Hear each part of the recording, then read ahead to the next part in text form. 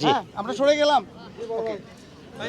আমরা শুরুতেই একটু আগে জামিল ভাই যেটা বলছিলেন যে বগুড়ার ক্রিকেট নিয়ে, বগুড়ার যারা ক্রিকেটার হতে চায় তাদের নিয়ে আপনার যে স্বপ্ন দীর্ঘদিন ধরে আছে, এই মাঠ জানে, বগুড়ার মানুষ জানে। আমরা একটু সেই ছোট্ট পরিকল্পনার কথা জানতে চাই এবং সেই একাডেমি আসলে কবে নাগাদ শুরু হতে পারে, আপনার পরিকল্পনা কেমন? না, পরিকল্পনাটা তো অনেক আগে থেকেই ছিল, বাট ইনশাল্লাহ বললাম তো যে কিছু পৃষ্ঠপোষকতারও ব্যাপার আছে। তো সেই দিক থেকে আমরা যদি আরেকটু সাপোর্ট পেয়ে যাই, ইনশাল্লাহ আমরা খুব শীঘ্রই শুরু করব। আর যখন শুরু করব তখন আপনারা নিজেরাও দেখতে পারবেন। আর যেটা বললেন যে যে জায়গা থেকে আসলে আমার খেলা শুরু, শুধু আমি না, আমি মনে করি আমাদের বগুড়ার শুধু ইন্টারন্যাশনাল পর্যায়ে না, এখান থেকে প্রচুর প্লেয়ার ঢাকা লিগেও অনেক জায়গায় খেলে থাকে। তো আমার মনে হয় যে আমাদের এরকম একটা ফ্যাসিলিটিস থাকা দরকার, যেখানে কিনা আমাদের লোকাল যারা প্লেয়ার আছে, যারা ম্যাক্সিমাম সময় বগুড়ায় স্টে করে, তারা যেন এনাফ অপরচুনিটি পায় সেই ফ্যাসিলিটিসটা প্র্যাকটিস করার জন্য। আর সেই দিক থেকে একটা প্রচেষ্টা থাকবে। আর যেটা বললাম যে ইনশাল্লাহ আমার ইচ্ছা যে এখানে আমি লাস্ট আন্তর্জাতিক ম্যাচ খেলেছি 2006 সালে, সেটা অনেক আগে, এবং সেটা টেস্ট ম্যাচে খেলেছি। তো এরপরে আমার মনে হয় যে এই মাঠটা এখন এত সুন্দর, এবং এই বগুড়ার উইকেট আমার কাছে মনে হয় এর আগে যারা এখানে খেলেছে, শুধু আমি না, তামিম বলেন, হৃদয় বলেন, ওরা যারা এখানে খেলেছে সবাই বলেছে। এবং এর আগে যখন সেভারাল টাইমস আপনার প্রিমিয়ার লিগেও একসময় এখানে হয়েছে 300+ রান, 320 রানসও চেঞ্জ হয়ে গেছে। তো আমার মনে হয় যে one of the best wicket বাংলাদেশের মধ্যে। তো আমার মনে হয় যে এটা এখানে যদি ইন্টারন্যাশনাল ক্রিকেট আসে, ডেফিনেটলি বাংলাদেশের জন্য অনেক বড় একটা পাওয়া হবে আবার। বিপিএল নিয়ে মানুষের একটু প্রত্যাশা আছে যে চান্দি স্টেডিয়ামে যদি বিপিএল এর ম্যাচ নিয়ে আসা যায়, সেটা কি আসলে সম্ভব কিনা?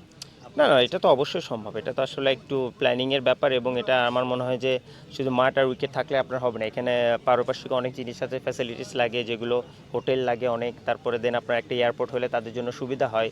এবং আমাদের যেটা সবচেয়ে বড় সমস্যা যেটা আমি জানি এখন, যে আমাদের ড্রেনেজ সিস্টেমটা এখন নাই। এখন এখানে পানি নিষ্কাশনের ব্যবস্থাটা, যেটা আপনারা দেখেছেন যে এনসিএল এ টি20 এখানে কিন্তু দিয়েছিল, বাট আনফর্চুনেটলি বৃষ্টি হওয়ার কারণে আমরা ওই খেলা থেকে বঞ্চিত হয়েছি। তো আমার মনে হয় যে ইন ফিউচারে যদি এই ড্রেনেজ সিস্টেমটা ঠিক করে এবং আর ছোটোখাটো কিছু বিষয় যদি ঠিক করে, ইনশাল্লাহ তাহলে খুব শীঘ্রই এখানে ইন্টারন্যাশনাল খেলা হওয়ার জন্য যা যা দরকার সেটা হয়ে যাবে ইনশাল্লাহ।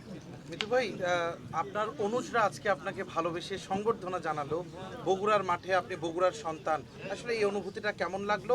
অনুজদের উদ্দেশ্যে আপনার কি বলার থাকবে? না, এটা তো অবশ্যই, যেটা আমি এর আগেও বললাম যে আসলে প্লেয়ার, ক্রিকেটের মানুষ, আমরা ক্রিকেটের কাছ থেকে যদি কোনো কিছু আপনি সংবর্ধনা পেয়ে থাকেন বা কোনো, এগুলো অবশ্যই সামনের দিকে আপনাকে ইন্সপায়ার করে ভালো কিছু করার। আর নিজেকেও এখন আরও অনেক ইয়াং মনে হচ্ছে, ইয়াং প্লেয়ারদের সাথে শেয়ার করে। তো হ্যাঁ, অবশ্যই ভালো লাগছে। আর জামিল ভাইকে অসংখ্য ধন্যবাদ এরকম একটা আয়োজন করার জন্য।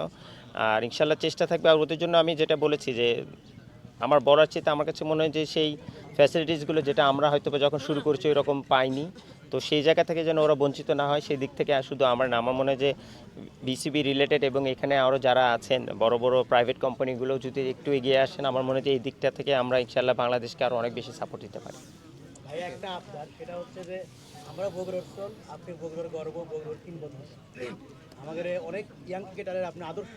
তো আমরা অনেকেই আপনার মুখ থেকে বগুড়ার ভাষা অনেকে শুনিনি, সুযোগ হয়নি। আমরা অনেক শুনতে চাই, এটা লাগে। না, আমি তো বগুড়ারই সোল, এটা আবার না শোনার তো কিছু নাই।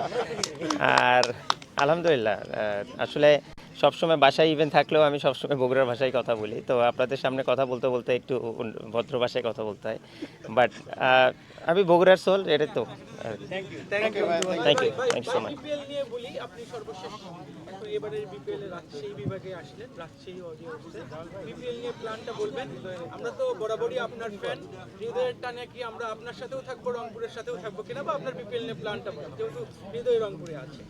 না, প্ল্যান বলতে স্বাভাবিক, প্রতিটা টুর্নামেন্টে প্রত্যেকবারই নতুন নতুন চ্যালেঞ্জ আসে, নতুন একটা টিম। তো ইনশাআল্লাহ চেষ্টা থাকবে রাজশাহীর হয়ে যেন খুব ভালো একটা পারফরমেন্স করতে পারি।